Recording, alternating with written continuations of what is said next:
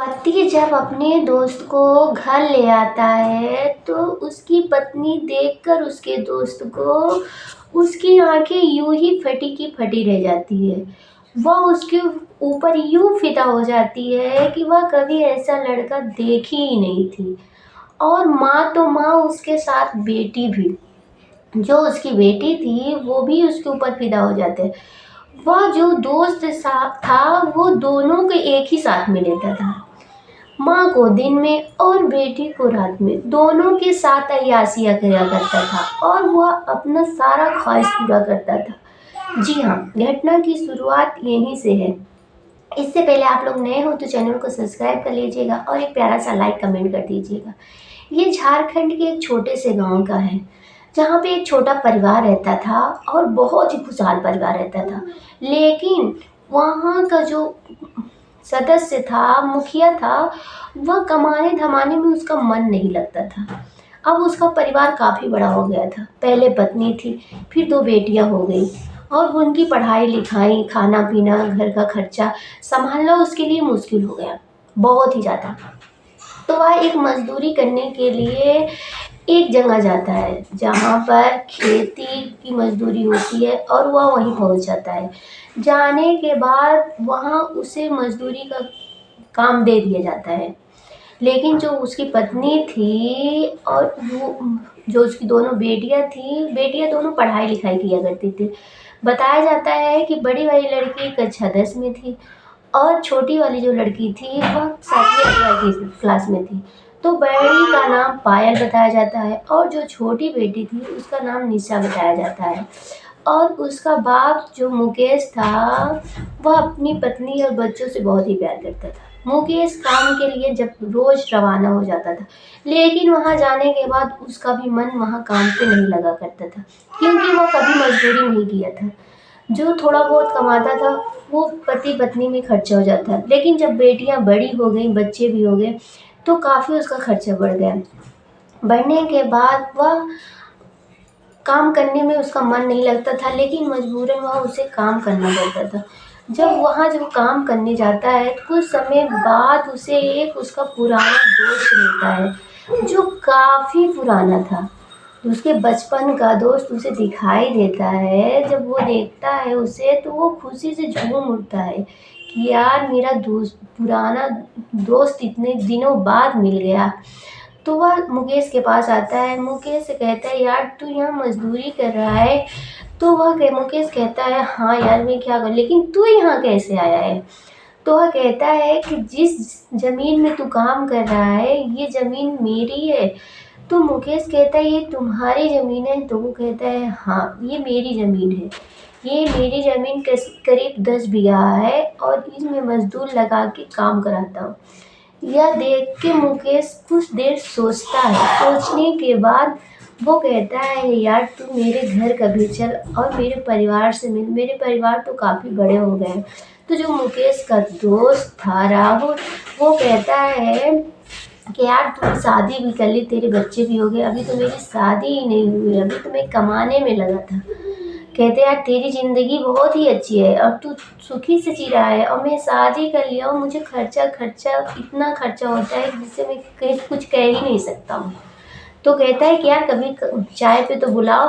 तो कहता है, किस बात की देर है, चलो आज ही चलते हैं। वह मुकेश राहुल को लेकर अपने घर आता है। घर लेकर आता है, दरवाज़ा जब खटखटाता है तो कहते हैं, उसकी पत्नी दौड़ी हुई आती है और जब गेट खोलती है तो मुकेश का दोस्त सामने खड़ा होता है। वह मुकेश की पत्नी पूछती है मुकेश से कि तुम्हारा ये कौन है तुम्हारे साथ। वो मुकेश कहता है, ये मेरा बचपन का दोस्त है, लेकिन आज तुम सुनोगी तो तुम भी यूं तरीका हैरान हो जाओगी, कभी सोच भी नहीं सकती थी।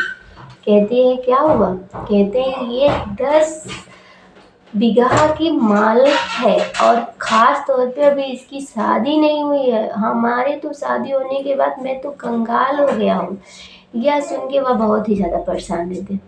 लेकिन जो मुकेश की पत्नी होती है, यह सुनते ही उसके होश उड़ जाते हैं। होश उड़ने के बाद वह बहुत ही ज़्यादा खुश हो जाती है और मुकेश के एक कोने में खींच के ले जाती है।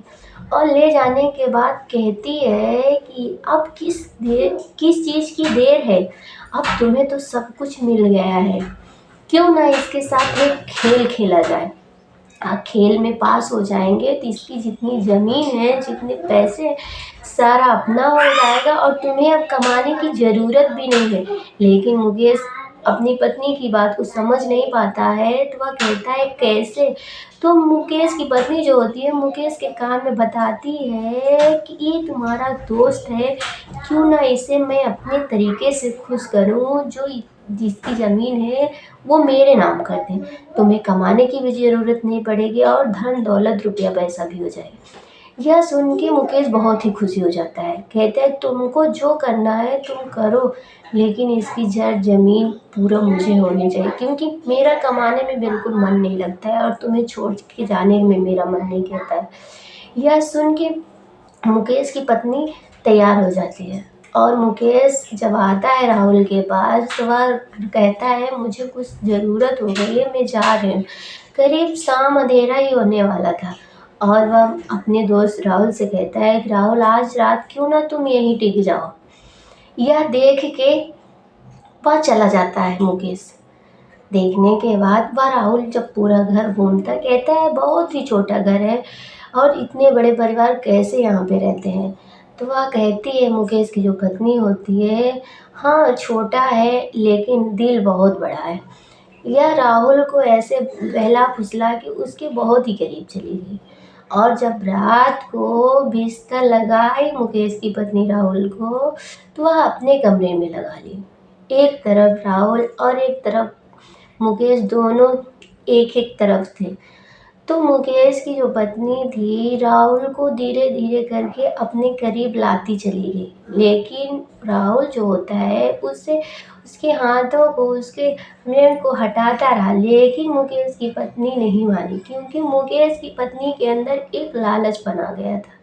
वह धीरे धीरे करके मुकेश के बहुत करीब आ गई और जब मुकेश बाहर चला जाता था रात को, तो वह राहुल के साथ हर रोज रात में अपने बिस्तर पे अय्याशी किया करती थी, जो मुकेश की पत्नी थी। ऐसे करते करते हफ्ते बीत गए, लेकिन एक दिन जो उसकी बड़ी बेटी होती है उससे देख लेती है। देखने के बाद वह उसको भी कुछ कुछ होने लगता है। वह हर रोज अपनी माँ को राहुल के साथ देखती थी, तो वह उसका भी मन करने लगता था।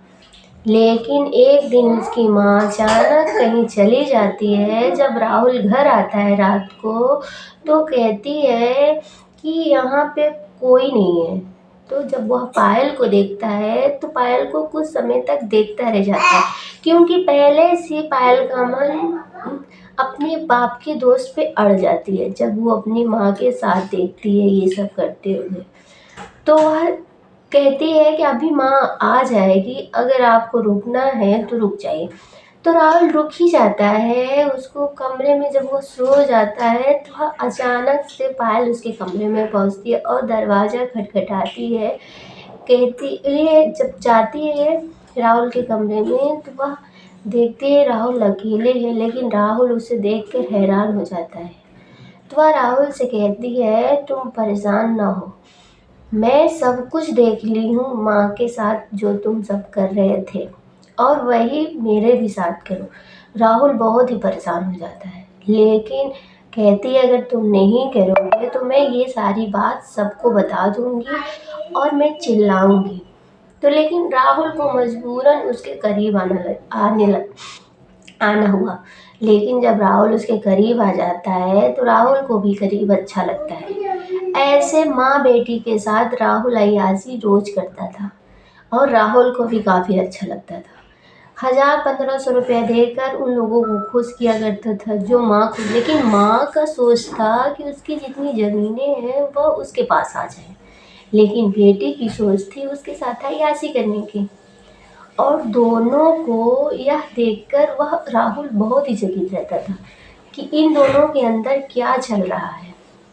लेकिन एक दिन जब पायल के साथ राहुल को उसकी माँ देख लेती है, तो पायल को बहुत मारती पीटती है और बहुत ही ज़्यादा गाली भी देती है, लेकिन पायल जो होती है वह गुस्से से चली जाती है। फिर दूसरे दिन आती है तो वह देखती है कि राहुल के साथ उसकी माँ फिर बेड पे है। तो वह यह सब कुछ बर्दाश्त नहीं कर पाई और राहुल अपने पिता को और अपनी माँ को, जो पायल होती है, वह तीनों के तीनों को मार देती है। गुस्से में आने के बाद कहती है जो मेरा नहीं हो सका वो मैं किसी को नहीं होने दूंगी। यह कह के वह सबको तीन के तीनों को मार के वह कॉल करती है और सबको बता देती है कि उसने ये घटना की है, क्योंकि वह राहुल की इतनी करीब आ गई थी कि राहुल को किसी के साथ देख नहीं सकती थी, इसलिए उसे करना पड़ा। और ये बातें हर किसी को पायल बता देती है और पायल की बातें सुन के सब हैरान और परेशान हो जाते हैं। इसलिए पायल को अच्छे से रहने की इजाज़त दे दी जाती है और कुछ समय तक पायल की ज़िंदगी यूं ही बर्बाद हो जाती है, क्योंकि उसने कुछ पल के लिए अच्छा भी किया और कुछ खराब भी किया। अगर कहानी अच्छी लगी हो तो चैनल को सब्सक्राइब कर लीजिएगा।